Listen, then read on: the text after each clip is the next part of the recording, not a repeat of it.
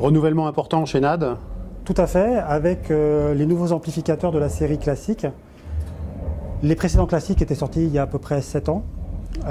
Donc NAD a beaucoup travaillé en s'appuyant sur la technologie utilisée dans les amplis master, donc M12, M22 l'année dernière, M32 cette année, pour en fait concevoir un ampli hybride, donc préamplification analogique, amplification numérique. L'idée, c'est d'en faire une plateforme actuelle pour les sources numériques, mais on a également ajouté une entrée phono pour les sources platine vinyle, par exemple. D'accord.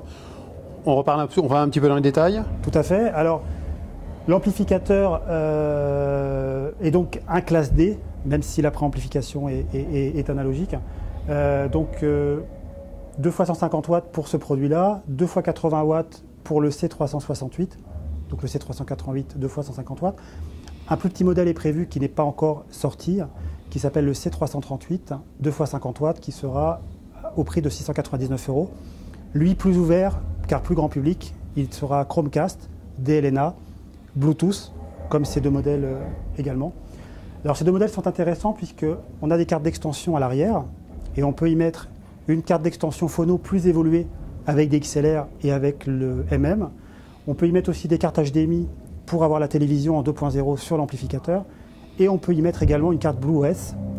La carte BlueOS, en fait, ça va vous faire entrer dans l'écosystème BlueSound. BlueSound est produit développé par l'entreprise qui détient la marque NAD. Et donc, il y a des liens entre les deux. On peut avoir un ampli dit hi-fi dans son salle d'écoute principale et des enceintes ou des lecteurs réseau un petit peu plus grand public pour les autres pièces. Tout ça avec la même application, gérable par la même... Tout ça avec la même application. C'est une zone qui s'ajoute, qui s'appelle C368 par exemple, et qu'on peut renommer en salon par exemple ou salle d'écoute.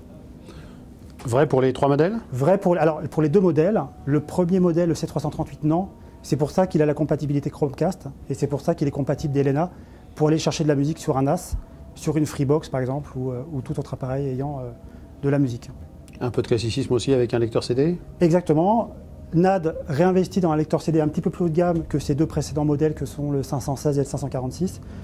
Le C568 avec des circuits et un DAC améliorés pour répondre à un petit peu plus de finesse dans la restitution audio, au prix de 799 €.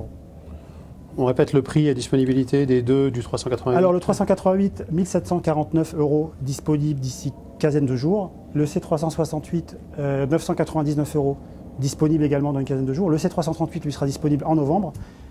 Et le lecteur CD, dont on vient de parler, 799 € disponible d'ici une quinzaine de jours. Alors ce qu'il faut dire aussi, c'est que c'est la première fois que les produits sont montrés en Europe. Voilà, c'est une première européenne aujourd'hui pour ces produits qui ont donc été annoncés mi-septembre.